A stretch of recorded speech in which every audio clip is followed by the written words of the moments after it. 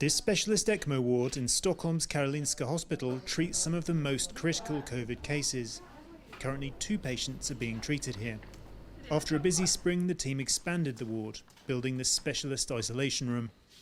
Dr. Lars Falk's team is better prepared than last spring and is now seeing a steady intake of critical COVID patients from regular ICUs after a summer lull. It was that we took the worst scenario from the Folkhälsomyndigheten and we doubled up one.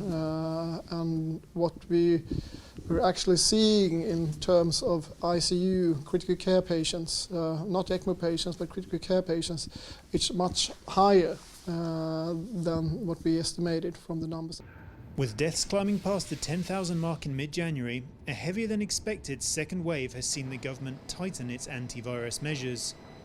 A common sight in other countries, these commuters in Stockholm have only been recommended to wear masks on public transport since early January, and only during rush hour. Stores, shopping centres, sports halls and pools must also limit the number of visitors to 1 per 10 metres squared, and gatherings of more than 8 in public places are banned. While its neighbours adopted strict measures like lockdowns, Sweden had largely relied on non-coercive measures and urged its citizens to take responsibility for themselves. I have my own responsibility. Also, I cannot just act like a 2-year-old and say it was mommy's fault, or in my case, it was the government's fault. I have to look after myself as well. It's my responsibility as well. Unlike other countries, Sweden does not have legislation allowing the government to shut down society in peacetime.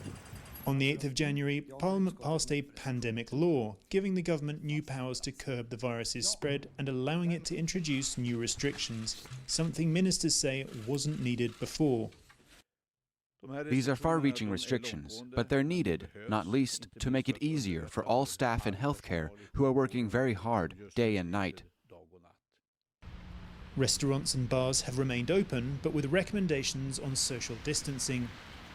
Since Christmas Eve, they have been subject to a ban on alcohol sales after 8 p.m.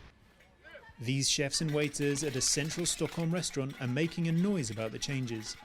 They're not protesting the restrictions themselves, but asking for support as their revenues are hit.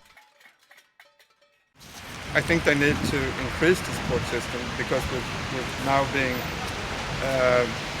prohibited to actually try to take care of ourselves.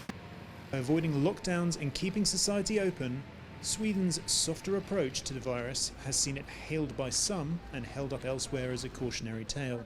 Now the government hopes tightened measures will help it to check its winter second wave that has strained healthcare around the country.